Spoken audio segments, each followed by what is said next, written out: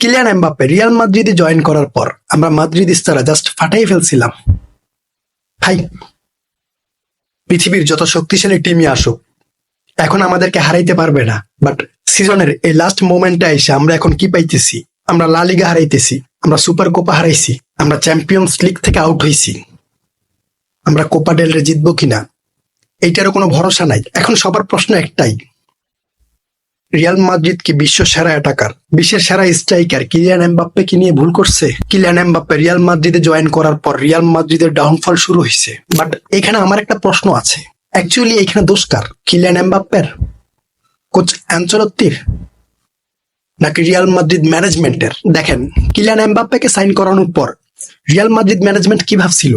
আমরা এখন সব ট্রফি জিতে যাব, আমাদেরকে আটকানোর মতো কোনো টিম এখন নাই। বাট এই রিয়াল মাদ্রিদ কখনোই ভাবে নাই, এই রিয়াল মাদ্রিদ ম্যানেজমেন্ট কখনোই ভাবে নাই পিএসজির কাছে বিশ্বের সেরা স্ট্রাইকার কিলিয়ান এমবাপ্পে ছিল, বাট পিএসজি কখনোই চ্যাম্পিয়ন্স লিগ জিততে পারে নাই।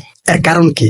দেখেন, কিলিয়ান এমবাপ্পে ওই লেভেলের স্ট্রাইকার যাকে ক্লাবে জয়েন করানোর পর, ক্লাবে সাইন করানোর পর ওই রকম পরিকল্পনার প্রয়োজন আছে, ক্লাবের স্ট্রাকচারের পরিবর্তন প্রয়োজন আছে। এটা পিএসজিও ভাবে নাই। রাইট নাও পিএসজি কেমন পারফরমেন্স করতেছে, এর মেইন কারণ কি? পিএসজি এই ক্লাব নিয়ে একটা পরিকল্পনা করছে, বাট কিলিয়ান এমবাপ্পে জয়েন করার পর রিয়াল মাদ্রিদের কোনো পরিকল্পনা ছিল না। হ্যাঁ, কিলিয়ান এমবাপ্পে আসছে, আমরা নর্মালি যেমন খেলতেছি তেমনই খেলবো, লা লিগা, কোপা ডেল রে, সুপার কোপা, চ্যাম্পিয়ন্স লিগ সবকিছু জিতে যাব। বাট সিজনের লাস্ট মোমেন্টে এসে এখন রিয়াল মাদ্রিদ ফিল করতেছে আমরা ভুল করছি। আর আমাদের ভুলগুলা কোথায়? এই মুহূর্তে রিয়াল মাদ্রিদের উচিত কি? এই স্কোয়াডকে বিল্ড আপ করা, এই স্কোয়াড নিয়ে পরিকল্পনা করা, স্ট্রাকচার তৈরি করা। হ্যাঁ, আমরা যদি চ্যাম্পিয়ন্স লিগ থেকে আউট না হইতাম তাহলে আমরা কি উল্টাই ফেলতাম? আমরা এই সিজন কেমন পারফরমেন্স করছি, আমাদের প্লেয়াররা এই সিজন কেমন পারফরমেন্স করছে? এই সিজন রিয়াল মাদ্রিদ কার কাছে হারে নাই? লা লিগায় এমন টিমগুলোর সাথে হারছে যা কল্পনার বাইরে। চ্যাম্পিয়ন্স লিগে কার কাছে হারছে? রিয়াল মাদ্রিদ লিলের কাছে হারছে, এসি মিলানের সাথে হারছে, লিভারপুলের সাথে হারছে, অ্যাটলেটিকো মাদ্রিদের সাথে হারছে, আর্সেনালের সাথে হারছে। আমি লিগের গুলো বাদই দিলাম, আপনারা আমাকে এই সিজন রিয়াল মাদ্রিদের একটা ম্যাচ দেখান যে ম্যাচে Real Madrid top class performance করছে, উল্টাই ফেলছে। বাট আমরা এই যে চিল্লাচিল্লি করি কামব্যাক দিব, কামব্যাক দিব, হ্যাঁ আমাদের কাছে কামব্যাক দেওয়ার মতো প্লেয়ার আছে, কোনো ডাউট ছাড়া। আমাদের কাছে বিশ্বের সেরা অ্যাটাকার আছে, বিশ্বের সেরা অ্যাটাকিং লাইন আছে। আমাদের কাছে Kylian Mbappe, Vinicius Junior, Rodrygo আছে। এমন অ্যাটাকিং লাইন প্রত্যেকটা ক্লাবের স্বপ্ন। বাট আমাদের কাছে থাকার পরেও আমরা লিগ হারাইতেছি, সুপার কোপা হারাইছি, কোপা ডেল রে হারাইতেছি, চ্যাম্পিয়ন্স লিগ থেকে আমাদেরকে কিক মারছে। হ্যাঁ, আমাদের কাছে বিশ্বের সেরা অ্যাটাকিং লাইন আছে। বাট রিয়াল মাদ্রিদ ম্যানেজমেন্টের প্রতি আমার একটা প্রশ্ন, এই যে আপনাদের কাছে বিশ্বের সেরা অ্যাটাকিং লাইন আছে, আপনাদের ডিফেন্সিভ লাইন কোথায়? আপনাদের ডিফেন্ডার কোথায়? আপনাদের মিডফিল্ডাররা কোথায়? আপনার কাছে লুকা মডরিচ বয়স হয়েছে, চুয়ামেনি, কামাভিঙ্গা, সেবায়োস, হ্যাঁ চালিয়ে নেওয়ার মতো। আপনার কাছে দুইজন প্লেয়ার আছে, জুড বেলিংহাম, ফেদে ভালভার্দে। এই দুজনকে নিয়ে আর কত? আপনার জুড বেলিংহাম, আপনার ফেদে ভালভার্দে আপনাকে কতক্ষণ দিবে? ভাইয়ারা মানুষ প্রত্যেকটা ম্যাচে কন্টিনিউ করতেছে, 90 মিনিট খেলতেছে। আমরা এই সিজন এমন এমন টিমের সাথে হারছি যেটা আমরা কল্পনাও করি নাই। আমরা লা লিগায় কেমন পারফরমেন্স করতেছি, চ্যাম্পিয়ন্স লিগে কেমন পারফরমেন্স করতেছি। Real Madrid champions league special, but কিছুই করতে পারি নাই। ভাই, এটা রিয়াল মাদ্রিদ, বিশ্বের সেরা ক্লাব। শুধু বড় বড় প্লেয়ার আইনা ফালাই রাখলেই কিন্তু আমরা কামব্যাক দিতে পারবো না। কামব্যাক চিল্লাইলে হয় না। এই যে আপনার কাছে বিশ্বের সেরা অ্যাটাকিং লাইন আছে, 90 মিনিট না, এখানে 180 মিনিট দিলেও আপনি কামব্যাক দিতে পারবেন না, বিকজ আপনার কাছে কোনো ক্রিয়েটিভিটি নাই, কোনো ক্রিয়েটিভ মিডফিল্ডার নাই। এই যে আপনার ডিফেন্সিভ লাইন, হ্যাঁ আপনার মেইন প্লেয়াররা ইনজুরিতে, বাট বাকি যারা খেলতেছে এই সিজন এরা আমার কাছে কলা গাছ মনে হয়েছে। আপনি অ্যাডজাস্ট করার ট্রাই করছেন।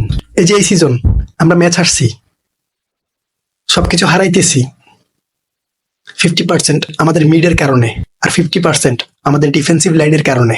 এই মুহূর্তে রিয়াল মাদ্রিদের অ্যাকচুয়ালি কি প্রয়োজন? মেন হচ্ছে উইং ব্যাক, মোস্ট ইম্পর্টেন্ট।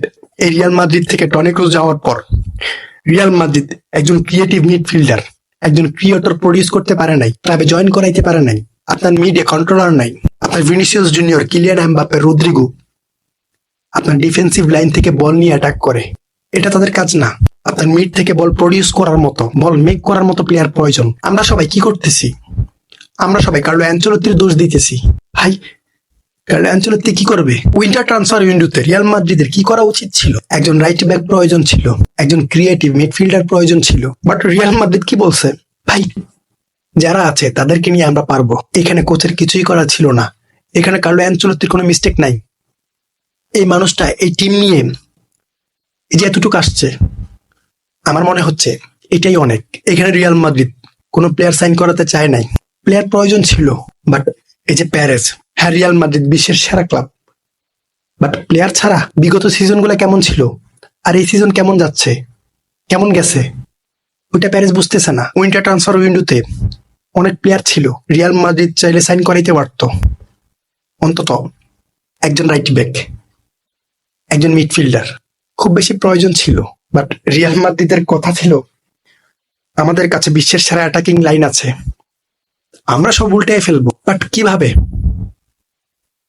আপনার একজন মিডফিল্ডার নাই যে বল ক্রিয়েট করবে, আপনার অ্যাটাকিং লাইনকে সাহায্য করবে, অ্যাটাকিং লাইনে বল প্রডিউস করবে। আপনি জাস্ট জুড বেলিংহাম, ফেদে ভালভার্দের সাথে একজন ক্রিয়েটিভ মিডফিল্ডার নিয়ে আসেন, একজন ক্রিয়েটর নিয়ে আসেন, দেখবেন এই রিয়াল মাদ্রিদ আগামী সিজন বেস্ট পারফরমেন্স করবে। এই যে আমরা চিল্লাচিল্লি করতেছি, এটা গ্যালাকটিকো আমার মনে হয় না পরিপূর্ণ না ভাই। এই রিয়াল মাদ্রিদে অনেক ঘাটতি আছে, যেটা এই সিজন রিয়াল মাদ্রিদ বুঝতে পারছে, আমরা বুঝতে পারছি। আমাদের উইং ব্যাক প্রয়োজন, আমাদের ক্রিয়েটিভ মিডফিল্ডার প্রয়োজন, আমাদের ডিফেন্সিভ লাইনে আমাদের ডিফেন্ডার প্রয়োজন, অ্যাটাকিং লাইনে আপনাদের অভিযোগ আছে। কিলিয়ান এমবাপ্পে আসার পর ভিনিসিয়াস জুনিয়র খারাপ পারফরমেন্স করতেছে, রদ্রিগো খারাপ পারফরমেন্স করতেছে। বাট আমার এটা মনে হয় না এখানে Vinicius Junior, Rodrygo, Kylian Mbappe এই তিনজনকে একসাথে খেলাতে হলে মিডফিল্ডে ওইরকম প্লেয়ার প্রয়োজন, ওইরকম ক্রিয়েটিভিটি প্রয়োজন, যেটা রিয়াল মাদ্রিদ দিতে পারতেছে না। ইভেন পিএসজিও দিতে পারে নাই।